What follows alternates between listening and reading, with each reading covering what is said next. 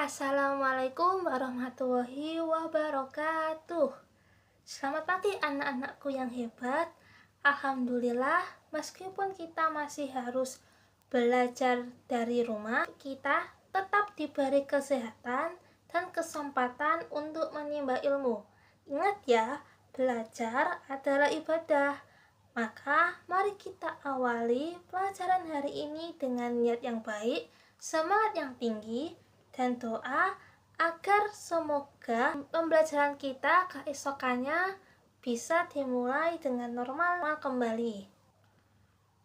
Sebelum kita memulai pembelajaran hari ini, alangkah baiknya kita berdoa terlebih dahulu. Semoga ilmu yang akan kita dapatkan hari ini akan menjadi manfaat bagi kalian di masa depan. Menurut agama masing-masing, berdoa dimulai. Berdoa tidak pernah usai. Hari ini apa sih yang akan kita pelajari? Yang akan kita pelajari hari ini adalah memahami unsur bahasa dalam teks deskripsi. Sebelum itu, Ibu ada pertanyaan. Pernah tidak sih kalian membaca teks yang menggambarkan suatu tempat atau makanan dengan sangat jelas, seolah-olah kamu bisa melihat dan merasakannya? Apa yang membuat teks itu terasa hidup? Teks deskripsi memang ditulis untuk mengaktifkan imajinasi dari pembaca.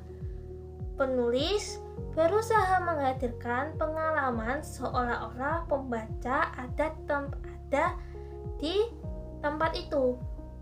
Misalnya nih, saat kamu membaca deskripsi tentang pantai, kamu bisa membayangkan angin laut, suara ombak, dan aroma asin dari udara yang diterbangkan dari laut.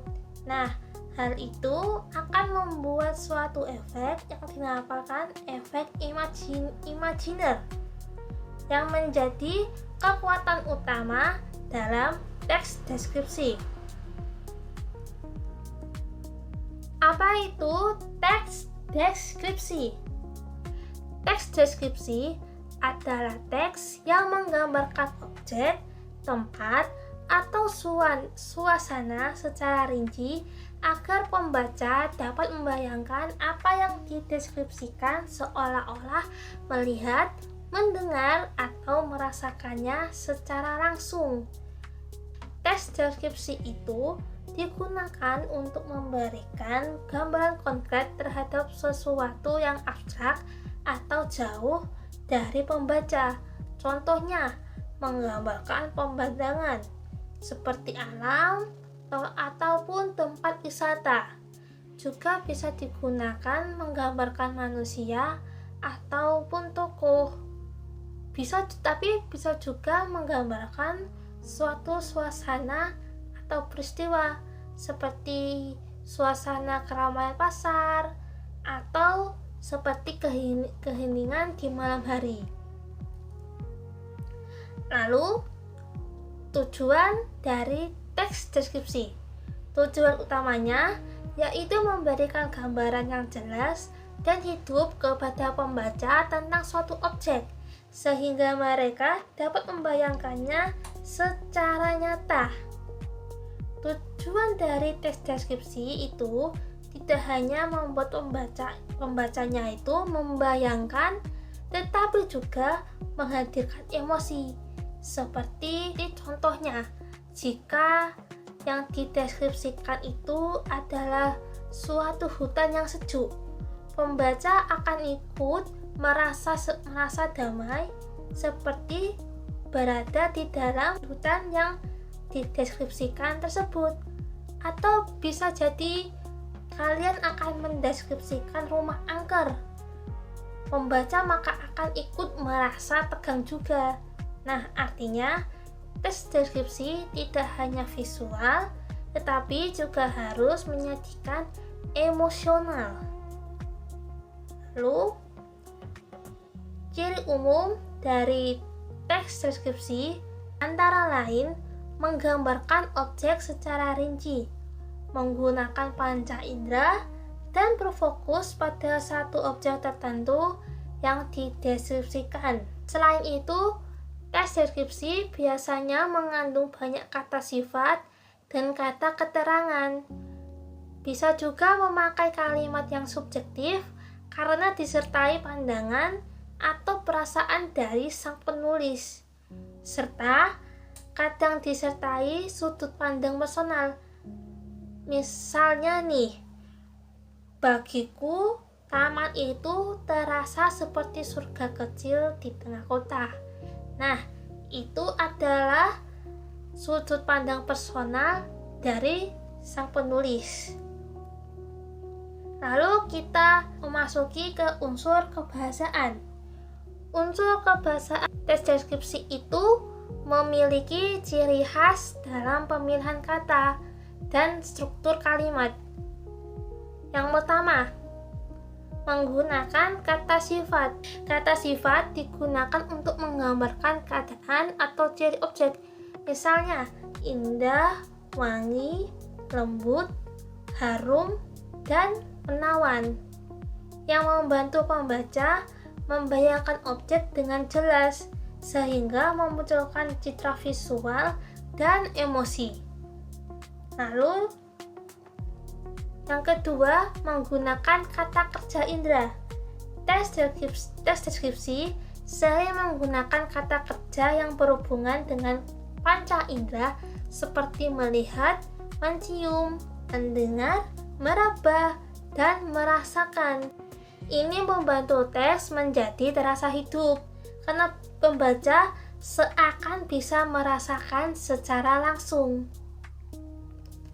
Lalu yang ketiga dalam unsur kebahasaan teks deskripsi adalah kata benda. Kata benda merupakan unsur utama dalam teks deskripsi karena menjadi objek yang dideskripsikan. Contohnya, gunung, rumah, taman, atau makanan. Penulis perlu memilih kata benda yang konkret, bukannya abstrak, agar mudah divisualisasikan. Selanjutnya, yang keempat, unsur kebahasaan teks deskripsi menggunakan majas. Teks deskripsi dapat diperindah dengan menggunakan majas seperti metafora dan personifikasi untuk menambah kesan imajinatif dan menarik. Majas fungsinya itu untuk memperkuat suasana dan emosi teks. Contohnya jika menggunakan majas metafora, itu akan terdengarnya seperti ini. Hatinya adalah samudra ketenangan. Atau jika menggunakan majas personifikasi, maka akan seperti angin berbisik di antara pepohonan. Lalu yang kelima, menggunakan kalimat simpleks. Kalimat simpleks adalah kalimat tunggal yang umum digunakan dalam teks deskripsi karena lebih mudah dipahami dan langsung pada inti penggambaran objek. Kalimat simpleks itu kalimat tunggal yang langsung pada inti. Nggak perlu bertele-tele agar deskripsi mudah dipahami. Contohnya, pohon itu tinggi menjulang. Langsung ke inti. Nggak perlu bertele-tele. Lalu, kita masuk ke bagian struktur teks deskripsi.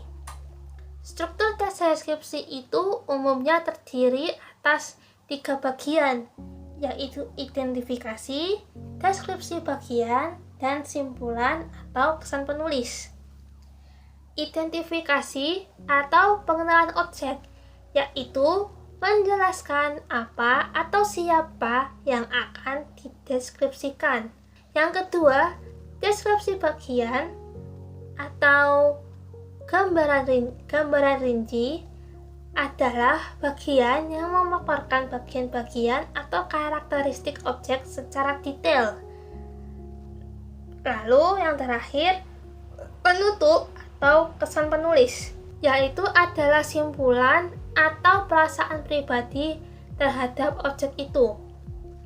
Dalam teks yang bagus, bagian penutup sering mengandung emosi ataupun kesan yang mendalam dari penulisnya. Jika kalian melihat ke layar, kalian akan melihat contoh singkat dari teks deskripsi. Contohnya berbunyi, pantai Parangtritis menyuguhkan keindahan yang memukau. Pasirnya hitam dan lembut. Ombaknya besar bergulung menghampiri dan anginnya sejuk menerpa wajah. Nah, sekarang tantangan buat kalian. Coba kalian identifikasi unsur kebahasaan apa saja yang ada di dalam contoh teks deskripsi ini. Ditulis di buku tulis. Ibu beri waktu 5 menit.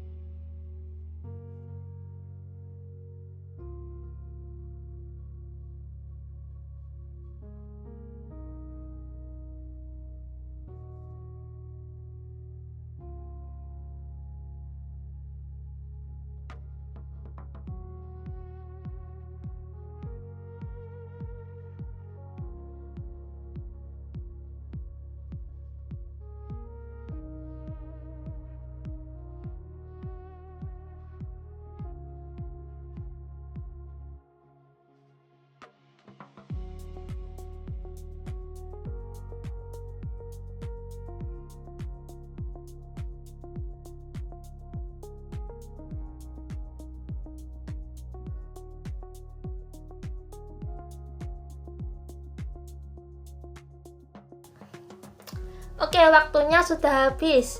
Apa sudah selesai? Yang sudah selesai, semoga jawabannya benar ya. Nah, sekarang identifikasi unsur bahasa dari contoh. Dari contoh tadi, ada kata sifat yang berbunyi hitam, lembut, dan besar.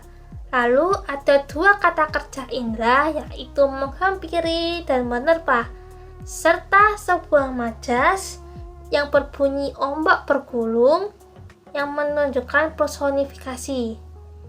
Nah, dari tantangan tersebut, siapa nih yang jawabannya benar atau mendekati?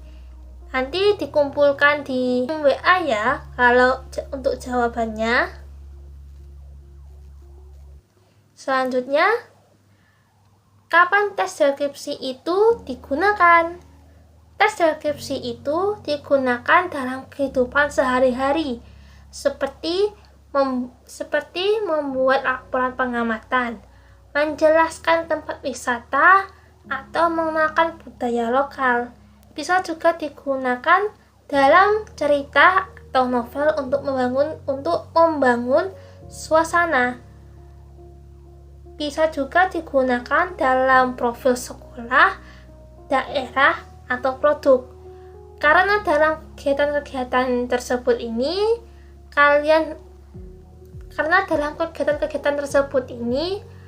diharuskan untuk mendeskripsikan sesuatu. Maka ini adalah waktu yang tepat untuk menggunakan teks deskripsi.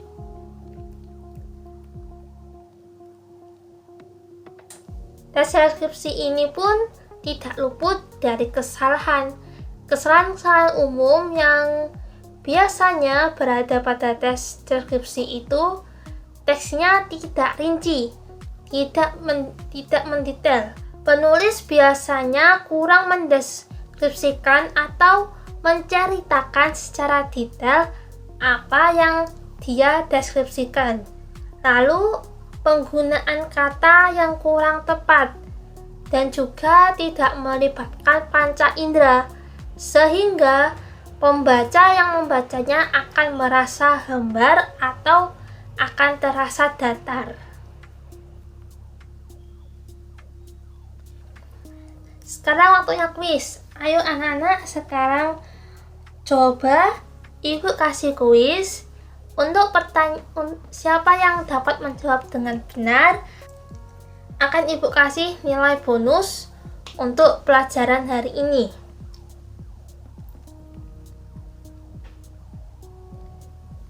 Nah, soal pertama. Lengkapi kalimat berikut.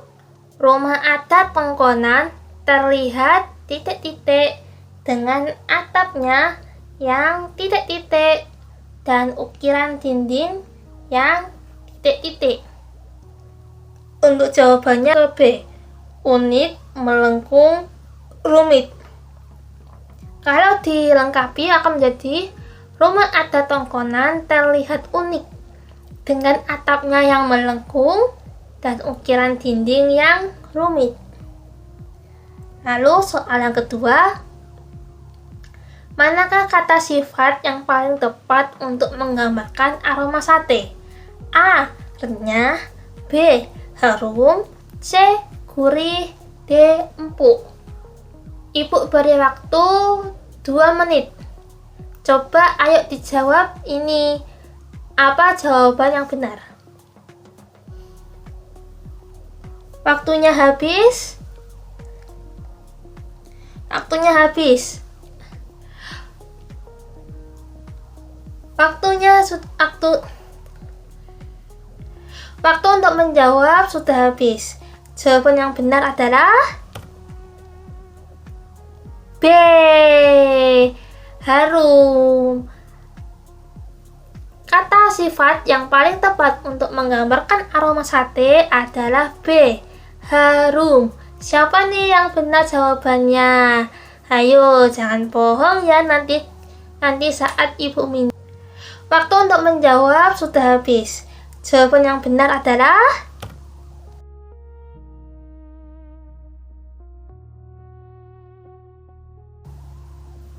kata sifat yang paling tepat untuk menggambarkan aroma sate adalah B. Harum. Siapa nih yang benar jawabannya? Ayo, jangan bohong ya, nanti saat Ibu minta mana yang berhasil menjawab. Nah, sekarang adalah tugas untuk kalian hari ini, yaitu membuat sebuah teks deskripsi bertemakan hutan. Panjang teksnya minimal 3 paragraf.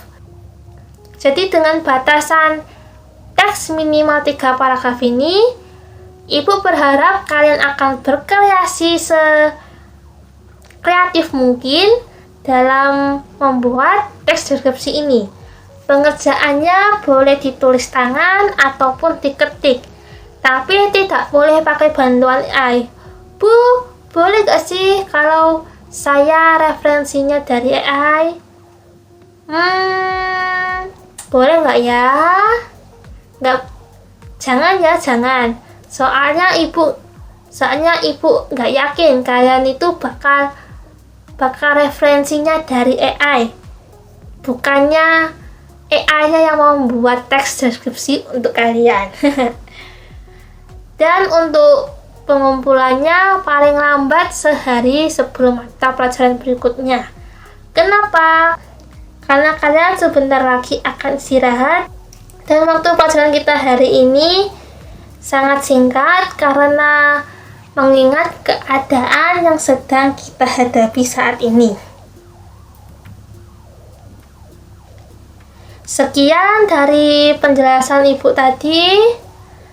Jika ada pertanyaan bisa langsung chat Ibu pribadi di WhatsApp ya.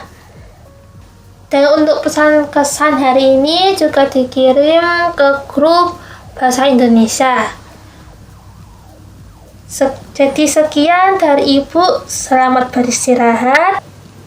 Semoga kalian tetap sehat dan aman di rumah ya anak-anak. Wassalamualaikum warahmatullahi wabarakatuh.